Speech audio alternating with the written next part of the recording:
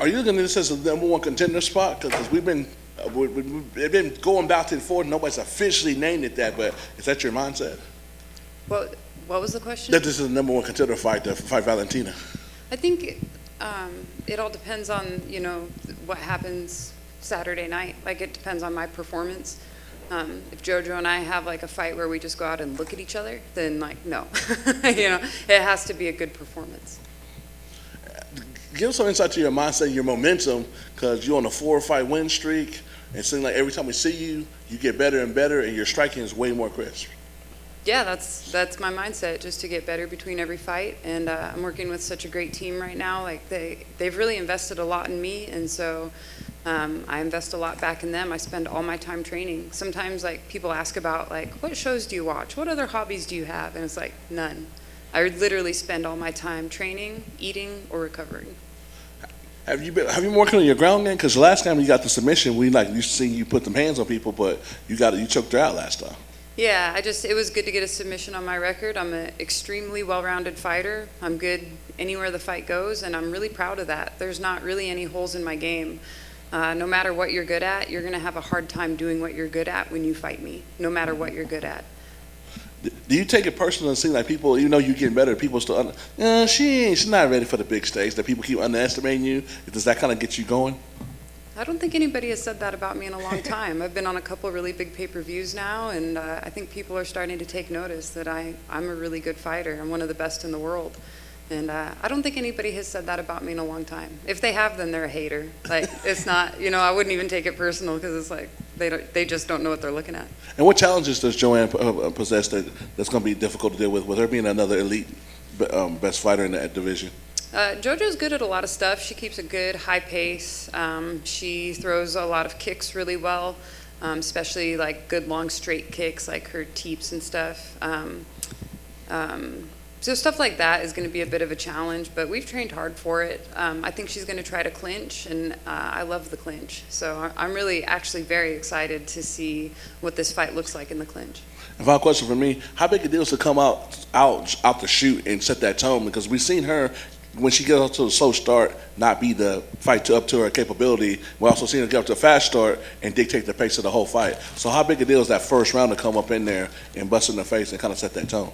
I think almost all fights that's important. There's not a lot of fights that I would go into where it's like, the first round we'll just kind of give away. You know what I mean? Like, it's only a 3-round fight, and so you only have 15 minutes. It's really actually not that long, and if you let the first 3 or 4 slip by, then you're playing catch up. So I think in almost all fights it's important to get started right away.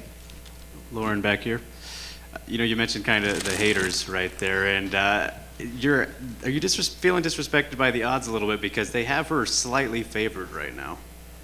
No, I mean, I don't take any of that personally. Like, I love winning people money. So people always message me after I fight. They're like, you won me a bunch of money. I'm like, I know, brother. I won a bunch of money too.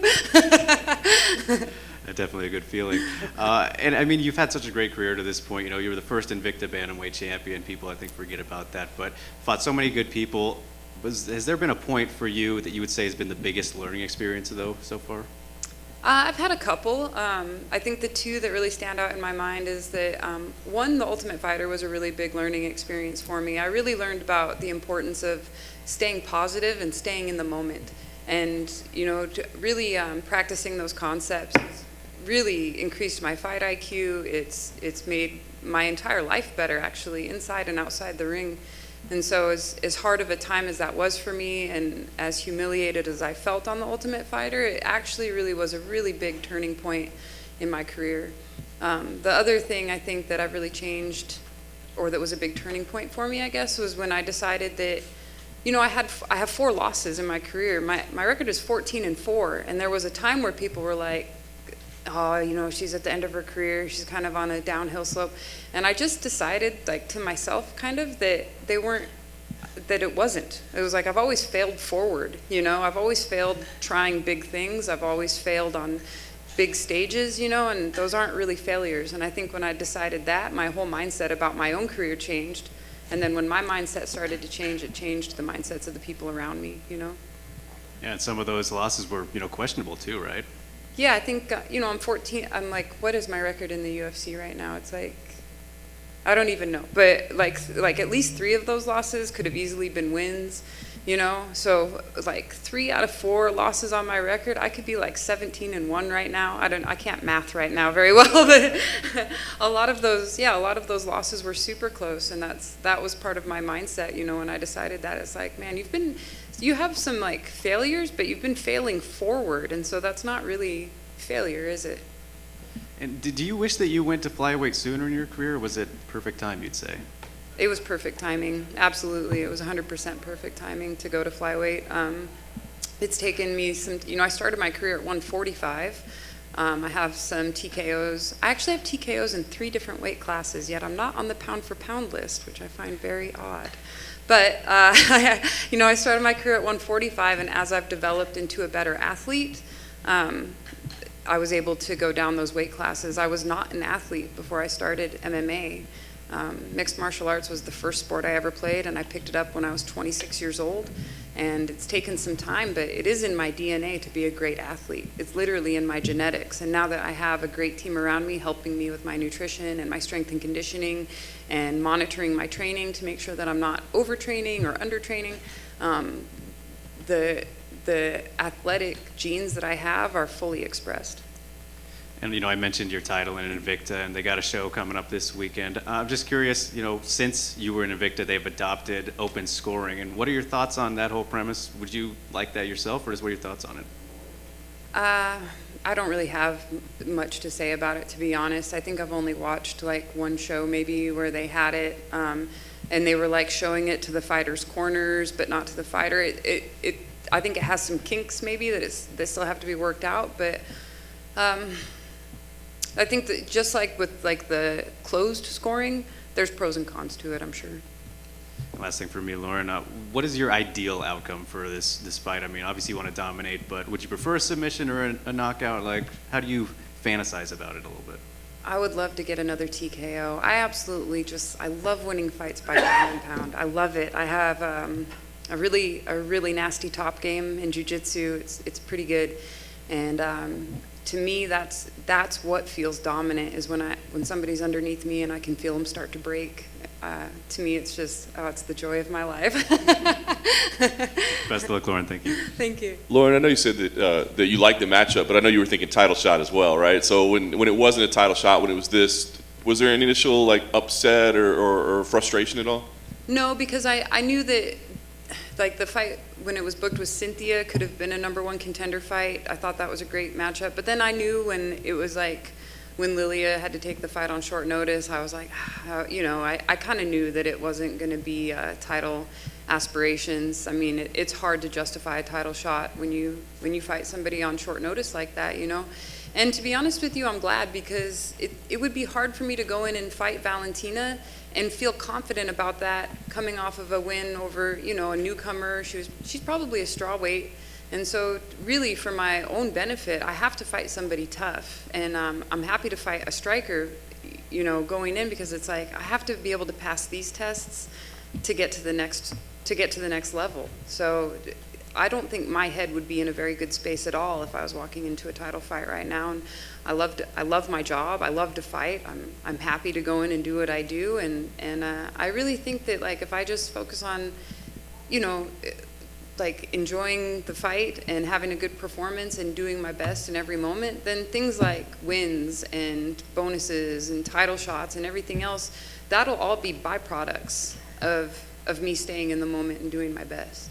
I guess with all that said, do you feel like this is a #1 contender fight? I mean, are you saying you can't focus on that, but on paper, it sure looks like you win here. There's not a lot of other names, you know, to match up with. You know, I would love to say that it's a #1 contender fight. I would like to say that, but I also know that in this sport, it's like anything could happen. So I could win this fight, but come out with such an injury that maybe, you know, I'm sitting on the shelf for 9 months, or maybe I win this fight and then Valentina gets injured. That's what happened to JoJo, right? She was lined up for the title, and then the champion got injured. It was totally outside her control. And to be honest with you guys, we haven't even passed all the COVID tests yet. So it's like we have like 9 people that have to all pass their COVID test before JoJo and I can even get in the cage. So it is hard for me to say like, oh yes, this is going to happen, and when I do this, this is next, because I learned years ago, man, you just can't do that in MMA. Fair enough. What's the story of this Joanne Calderwood lookalike that you're training with? Did you seek somebody out to like look exactly like Joanne Calderwood? She's a ringer, right? Yeah, she looks just like her. No, that's a woman that goes to our gym. She goes to Main Street, and she's super, super sweet, really kind. And I've seen her there since I started training at Main Street, and I've always thought, like, man, she looks just like JoJo Calderwood. Like, when I first saw her, I had to do a double take, you know? And so when this matchup came around, the whole camp, I was like, we have to get a picture with her. Like, we have to do this. And then luckily, the last day that I was at the gym, she was there, and even the side of her head was shaved and stuff. And so, yeah, it came out pretty cool. It worked out just perfect. I thought it was a Photoshop. I was like, I thought it was actually Joanne. Dean Thomas wrote to me, and he was like, I'm confused. I said, we're trying to get the closest look possible. That's fantastic. Last thing for me, I guess, what's the goal here? Like you said, I mean, you want to win. You want to go out there, you want to get a TKO. But I mean, do you feel like you've got to send a message? Because I feel like you have been battling for respect, you know, that sometimes you don't get the respect you deserve. So do you feel like you got to go out there and do something like spectacular, dominant, or is it just, let's get a win and see where we go next? I don't know, man. I feel like I can't control what people think of me. You know, I've never been able to. One of my coaches used to tell me I was the Rodney Dangerfield of women's MMA. You just can't get no respect. And it was like, when I was in Invicta, man, I was winning. I won, you know, I fought Caitlin Young on short notice. Nobody thought I had a chance. I fought Sarah D'Alelio. Nobody thought I had a chance. I fought Miriam Nakamoto. Nobody thought I had a chance. And even after those fights, I still wasn't getting a lot of respect. So it's like, I don't know, I can't really focus on it because I can't control. People are going to think what they're going to think. Sometimes on Twitter, people will say stuff about me, and like they're not even talking about the right fighter.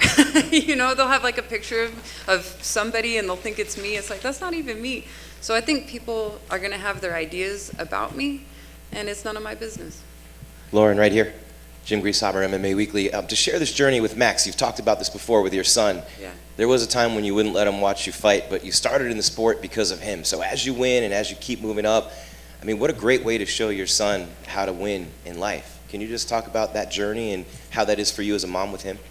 Yeah, I think I said it like I think I said it last year, but I just don't know if I could have been a better example to him doing anything else, because he's gotten to watch me go through some really hard times. When Max was a kid, he had a rough childhood, and I wasn't in a great spot, and he kind of witnessed all that, and then he saw me, you know, start doing this thing, which it seems very violent and it seems kind of strange, but he saw me work really hard towards, you know, goals that I set for myself. He saw me achieve some of those goals, fall down sometimes, fall flat on my face, pick myself back up, but try again, you know. And how could you be a better example to your kid than to do something like that, you know?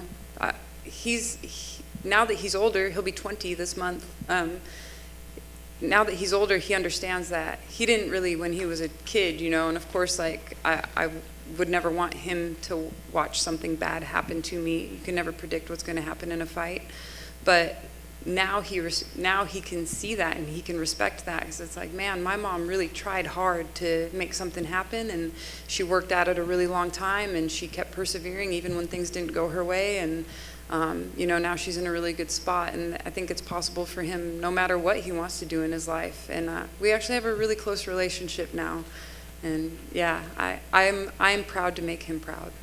What about for anyone out there who, I mean, you started 26 in this sport. It's crazy to think of the level that you've reached, because that doesn't happen every day, but it is proof for anyone out there that may think it's too late, or, you know, they missed the boat, or that ship has sailed, whatever you want to say.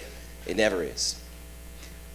Anything's possible. I mean, I walked into a gym, I smoked a pack of cigarettes a day, I was pretty heavy into pills, I drank a lot, and I walked into a jiu-jitsu gym one day and it changed my life. And I don't know, I say this a lot, but literally every good thing that I have in my life is because of jiu-jitsu. And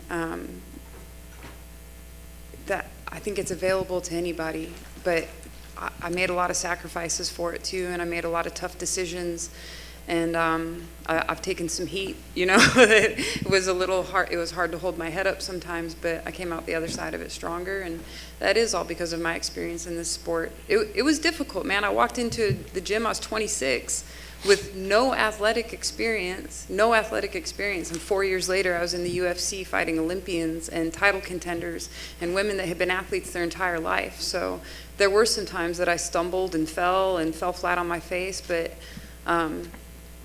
like I said, man, it's failing forward. It's failing, daring greatly. So they're not really failures when you think about it like that. And I do think that is available to anybody in anything that they want to do.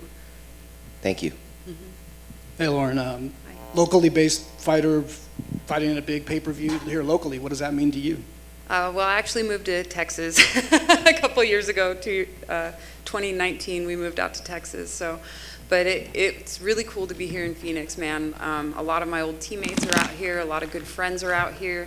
We've had guys like Sean O'Malley, Tinquino Mendez, some girls that are on the fight team at the lab, and they've all offered to help. Like, anything you need, let us know. It feels good because in a way it does feel like home. I lived here for 5 years. We know where all the good spots are to eat. I've been to fights in the Gila River Arena before. Our house was like a mile from the arena that we're gonna fight in, so I know that area, and it feels good to be back in Phoenix, and it's been really fun making good memories here. Last one, just for fans, for people who've never experienced something like this, what can they look forward to? What about and even the hardcore UFC fans who are coming to this event? What's the spectacle like? For the show or for the fight? Everything. Everything. Well, the UFC puts on the greatest show. They really do. Their production value is unmatched, and so even people that have never been to a UFC, if you come to one live, it is an experience all on its own. Man, you don't even have to know any of the fighters, but I promise you that you will be into it, within the first couple fights. So the UFC does put on one of the greatest shows, on earth as far as I'm concerned. But the fight with JoJo is going to be violent. I think it's going to be high-paced. It's going to encompass a lot of different aspects of the fight game. There's going to be a lot of clinch work. There's going to be some groundwork. There's going to be boxing and kickboxing. It's not going to be a boring fight, and it's probably going to be pretty bloody. That's what I think. One way or the other, somebody's going to be bleeding. So I think it's going to be an outstanding fight. Thank you. Mm-hmm. Yeah, Lauren, you mentioned you lived here for 5 years. What do you think about the state of MMA in Arizona? I think it's amazing. We went to some local shows, like some of the smaller shows. What is that promotion out here called? Yeah, anyway, there's some local promotions out here that are bringing up-and-coming fighters, and I loved going to those shows because it's like you never know who you're going to see fighting their second or third fight, and then 3 years later they're in the UFC and you're like, oh my God, that guy's going to be a superstar. But look at the fighters that are out here right now: Henry Cejudo, Sean O'Malley, Kyler Phillips, Mario Bautista. I mean, Benson Henderson, his wife is fighting now. Maria Henderson, y'all keep your eyes out for her because she's good. Yeah, there's a lot of great fighters out here. Phoenix is a hotbed for fighting for sure.